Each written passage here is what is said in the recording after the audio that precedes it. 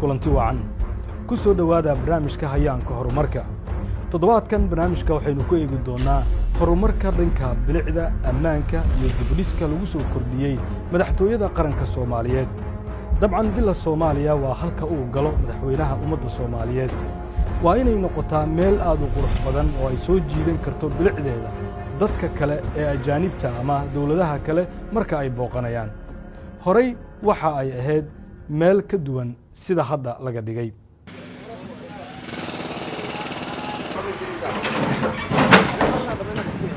markii madaxweynaha uu si rasmi ah ugu soo wareegay madaxtooyada 9 cisho kadib waxaa dib u dhis lagu sameeyay qaybo kala duwan oo ka mid ah xarunta madaxtooyada maadaama ay goobtani tahay meesha ugu sarreysa ee dalka laga xukumo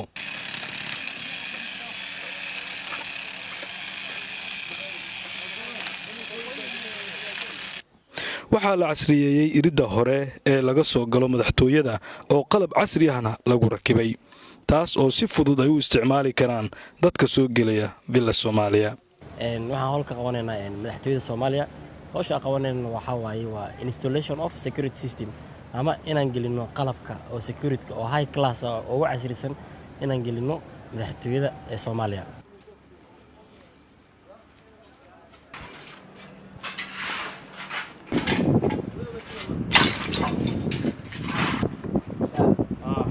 meeshan ajigno waxa waa guard house ama qolka ilaalada waardiyaha oo qolada u gudbayso gudaha si oo waardiyeenaysay qolkan sida arda oo jeedaan waxa way kor ay u kacay qol aad u yar ayuu hawa weyn hadartan waxa la dhigi doonaa gudihiisa laba shay oo baaritaan ah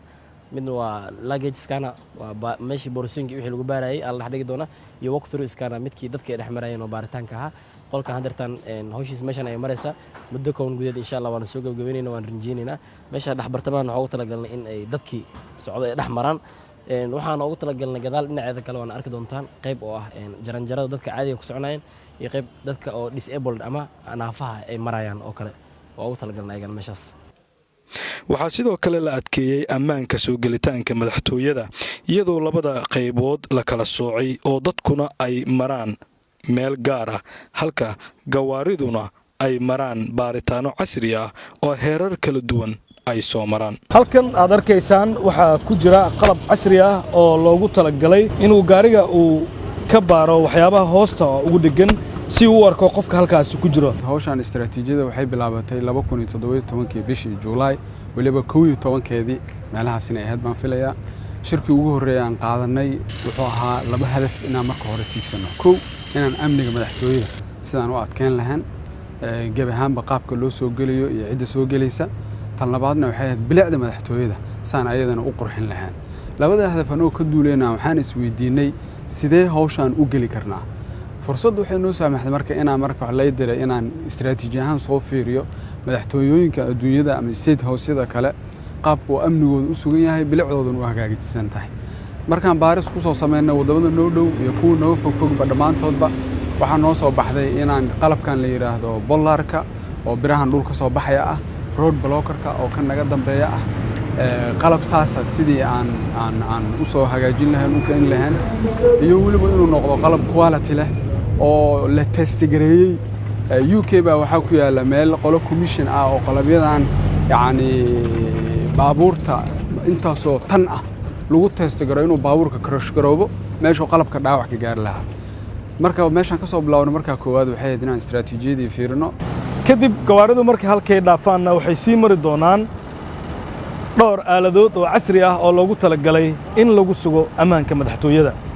handaabyo aad u fara badan iyo iskaan lagu hubinayo waxa ku xiran gaariga hoostiisa ayaa lagu soo kordhiyay horay uma aanay jiri jirin adeegan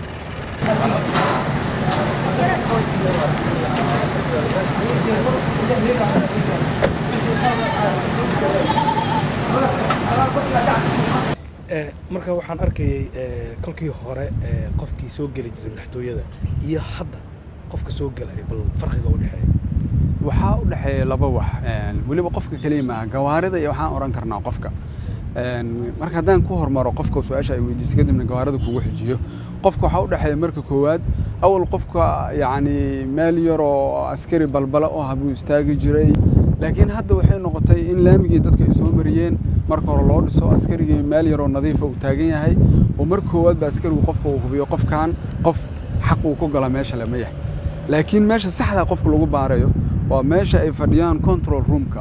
oo yani dadka qofkii walk through-gi dhex mariya iskaankii x-ray-gi dhex mariya ID-giisa hubiya qofkiina uu dareemayo si sharaf leh inuu meesha uga soo dhex baxay sidoo kalena waxa ku xiran tone style oo wareegayo qofkii hadduu hub ama wax kale watana laftigeedana maxaan ku iraahdaayo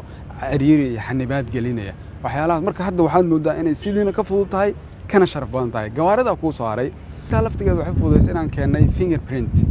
oo gaarigu awood u leeyahay haddii meesha awal waraaqda laga siin jiray haddii gaariga la diiwaan geliyey qofka darawalka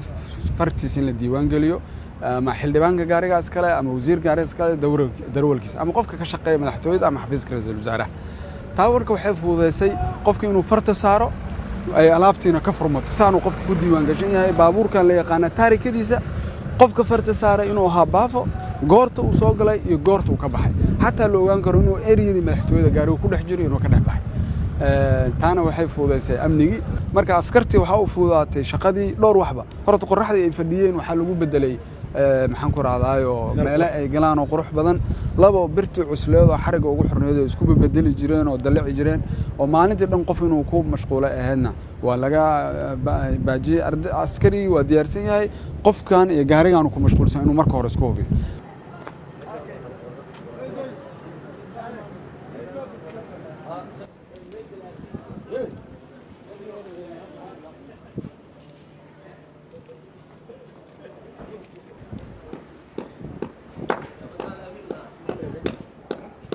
meeshaan qalabkaan gelinay hadda u jeedin way taagan tahay qalabkan waxaa la dhahaa tayakila taayarada ayuu banjarinaya baabuurkii isku dayay inuu sharci darro kusoo gudbo qol ayaa inta la keenaya oo la dhigaya system ayaa inta la gelina wixii horay oo manualka baabuurka oo xarig in laga qaado xarig la sii daayo oo la soo celiyo waa laga gudbay askari qolka ku dhex jiro waxaa la leeyahay baabuurkaas ka qaad bitoon oo wuxuu riixaya oo up baashan kor ay u baxayso qalabkan meeshan birahna ilkaan hoos ay galayaan haddana markii birta u soo celinaya bitoonka down uu riixaya automatically birtan iyada is soo celinayso ganahanna way soo baxayaan marka baabuurka isku day sharci darro inuu meesha gudbo taayarada ayaa ka banjarayso meel fogna ma gaarayo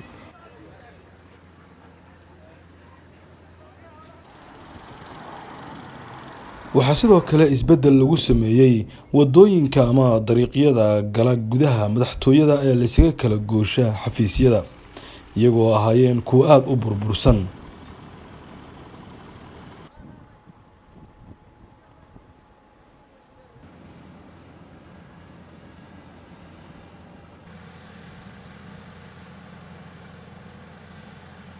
howlaha socda ayay ka mid tahay macnaha ma garatay madaxtooyada in bilicdeedii iyo quruxdeedii la soo celiyo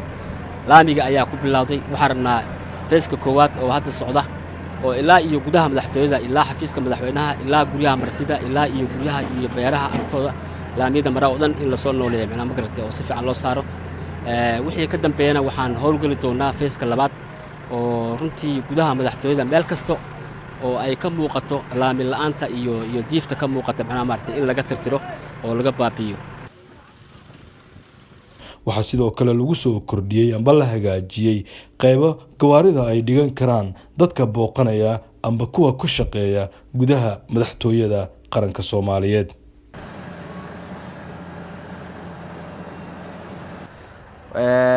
laamigan oo hadda la dhisay jidkan 3 kiiloomitir isku yarka ah bilicda madaxtooyadu qayb muhiim ka qaadanaya door muhiim ah laamigaas oo muddo 9 maalmood socday markii aragnay baahidii jirtay oo bilicdii qaranka in la soo celiyo madaxtooyada in madaxtooyada bilicdeeda la soo celiyo oo laamiyadeedana dib u dhis lagu suubiyo si didiilo fiican wadanka guud ahaan ugu noqdo dib u dhiska u horseedo maadaama madaxtooyada qaranka laga bilaabo bilicda beertan waxaa sidoo kale qayb ka qaatay wiilkan dhalinyarada ah ee ku caanbaxay arar farmaajo iyo geeya beerta ayaan hadda dhex joogaa kulli hadda isbedel weyn ayaan sameynay kulli haddana waa u jeedin beerta ayaan ku dhex jiraa hadda waxay taagan tahay baasha arbeerteeda iyo geeya arbeerteeda iyo geeya ay taagan tahay agaasima aamino iyo aniga iyo kulli shaqaalaha oo kulli ku jiro oo hore iyo anigu kulli hadda isbedel weyn ayaan sameynay ليسعبدادا لروم بحا بلنتينو واشقو بلنتينو واشقو بيرهو إسرائيل من دمدانو باغنا بلنتينو واشقو بلنتينو واشقو ليسعبدادا لروم بحا بلنتينو واشقو بلنتينو واشقو بيرهو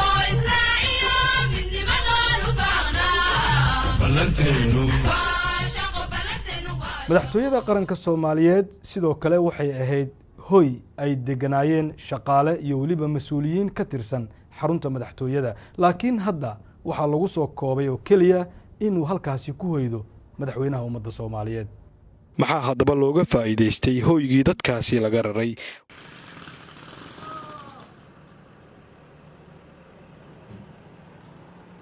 markaan nimid waxay nala noqotay in maaragtay madaxtooyada maadaama ay tahay wajigii Soomaaliya ay siday ahayd aan wax ka bedelno wax bedelkaasna hadda waxa hormood ka ahaa agaasimaha guud iyo aniga iyo maaragtay oo ah agaasimo ku xigeenkii madaxtooyada intaan hadda isbedelka dadka ka shaqeynaya ama ha ahaato albaabadiyo iskaan yaala dhigay ama laamigii la dhisay ha ahaato ama beerta quruxda badan ha ahaato ama xafiiska weynan anagu fadhina ha ahaato waxaa noo dhima wax badan way isku dhex jireen hadda qaybta aad kor hadda tagteen ma ogi guriga weyn waxay ahayd qayb maaragtay deegaana ah xafiisyana ah marka hadda waxaanu maadaama ay tahay madaxtooyo deegaan ma noqon karto hal qof kaliya ayaa degi kara madaxtooyada oo ka noqon deegaan ku yeelan kara waa madaxweynaha Soomaaliya wiil Soomaaliya meesha la yiraahdo إلا Soomaaliya waa residency ama goobtii uu deganaa madaxweynaha iyo familiyadiisa la taliyaasha marka hadda muddo aduu 3 bilood ka hor meel ay fariistaan xataa ma jirin hore uma jirin la taliyo wuxuu ahaa qof uu iska magacaaban laakiin aan meel looga soo hagaag lahayn hadda daartaas weyn oo banaanka ku taalood aragtay oo ahaan jirtay sida aan sheegay degaan ahaan jirtay qayb yarna xafiisa ka haddana qayb ra'iisul wasaaruhu ka degan yahay ayaa waxaan ka sameynay dayactir xoog laan ka sameynay hanti dhowrka degan xataa waxaan ka sameynay dayactir aad u weyn oo gudaheedo dhan si fiican baa loo dhisay waxaana la fadhiya hadda oo loo qalabeeyay qof kasta oo la taliya ah qiiqdii markii aan imid waxa jirtay meel beer ahaan jirtay aniga laftaydu dawladii Sheekh Shariif xildhibaan baan ahaa beer weyn bay ahaan jirtay laakiin markaan soo noqdo waxaan arkay meel galin waxba ka jirin runtii haddana dadku markay kaftamay waxay dhahaan beertii ama aaminay dhahaan laakiin beertaydii baa beertii qaranka aan uma jeclayna la yiraahdo waxaa iga gashay muddo 5 bilood ayaan banaanka taagnaa xataa aragtidaydu waa bedelantay marka maahmaahadu waxay ahayd aaminana hamadoobaata beertuna ha qurux badnaato beerta waxaa ku abuuran moos waxaa ka baxa kostaatada waxay dhahaan cagaarkan la cuno kaliya maaha aniga aamin ahaan waxaan aaminsanahay inaan kala untusno dalkeena meel kasta inay wax ka bixi karaan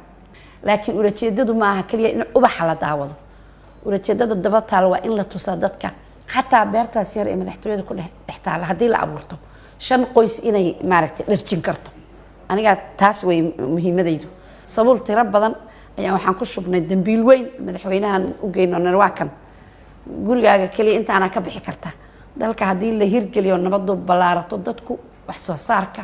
way nagu filanto Soomaaliya oo dhan baa ku noolaan karta marka qisadaas looga jeeda iyo quruxda kama marna iyaduna mas'uuliyiinta iyo waliba shaqaalaha ka howlgala madaxtooyadu waxa ay fursad u heleen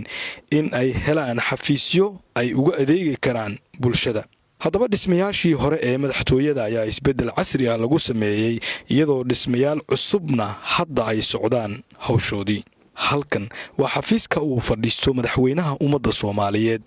waxa isna lagu sameeyay dib u habeyn ballaaran taas oo qofka marka uu soo galo soo jiidan karto xafiiska madaxweynaha marka aad gasho waxa aad ku arkaysaa sawirka madaxweynihii ugu horeeyay dalka Soomaaliya Allah u naxariistay Aadan Cabdulle Cusmaan oo suran xafiiska madaxweynaha waxaana ay muujinaysaa astaanta qiimaha uu dalka uu ku lahaa. muddadii sanadka ay jirtay dowladdii madaxweyne maxamed cabdulaahi farmaajo waxaa muuqata in dowladdu ay dadaalo ugu jirto sidii dalkan uu mar kale haybaddii uu ku lahaa caalamka dib loogu soo celin lahaa.